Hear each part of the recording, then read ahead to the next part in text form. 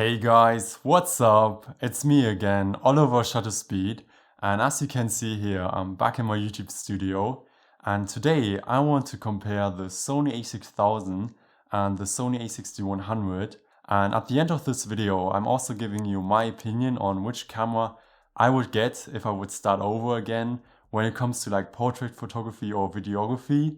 And yesterday I had the awesome chance to also shoot with the a6100. So basically I went with one of my friends to this exhibition center and we did a lot of portraits there with the a6100 and also the Sigma 60mm 1.4. And this was just amazing to like shoot with a different camera because so far, like the last 1.5 years, I was only shooting with the a6000. So this is also the reason why I wanted to do this video, because both cameras are kind of the same. I mean, they look alike, they do the same thing, basically pictures, but they have different specs. And in this video, I wanted to talk about the differences and to start off with the specs. So basically, both cameras are mirrorless cameras and also aps-c. So the a6000 has been released in 2014 and the a6100 has been released in 2019.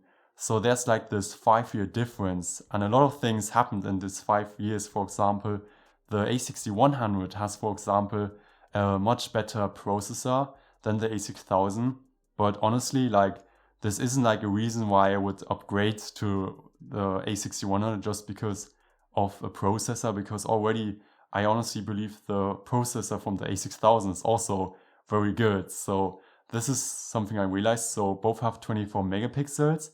And another difference is that the a6100, it has 425 autofocus points.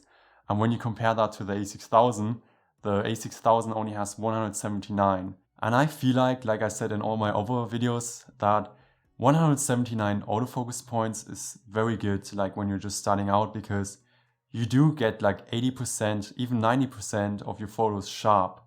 But having like 425 autofocus points is like very, very cool. Like you always have your eye autofocus, and this is so good when you, for example, are doing portraits, because then, you know, you don't have to worry about that some of your photos get out of focus. Because I had a photo shoot once where I was shooting 2 models, and because like the eye autofocus or like the focus didn't really work on the a6000, I was focusing on the hair. So this is so cool with the a6100, that this eye autofocus is so good, and also, you know, it's very reliable. What I also noticed with both cameras is that the a6100 has like this flip-up screen. So when you're, for example, vlogging, this is very handy, because when you travel, for example, or when you're with your friend, you can just vlog and you can see yourself in the mirror.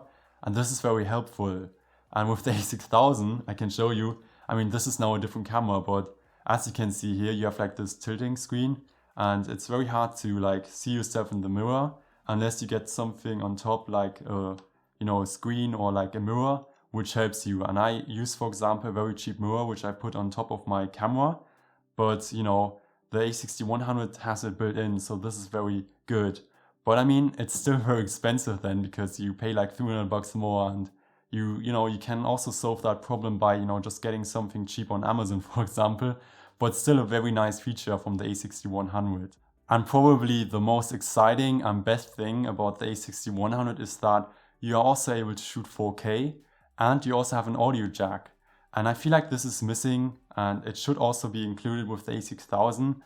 But I don't blame like Sony, because this camera was released in 2014.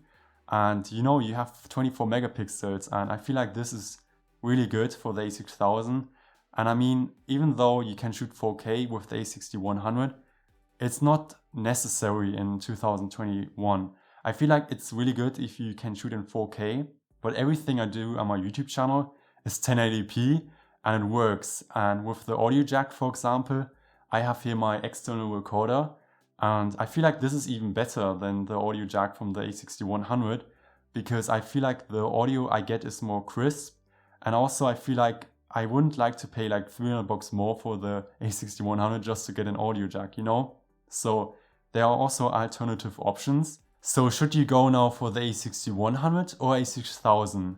And I feel like if you really are unsure, I would always ask myself, what is my budget and what do I need, because not everyone today needs 4K, needs a flip-up screen, needs, for example, also an audio jack. So if you're on a tight budget and if you're just into portrait photography, I would highly recommend that you go for the a6000.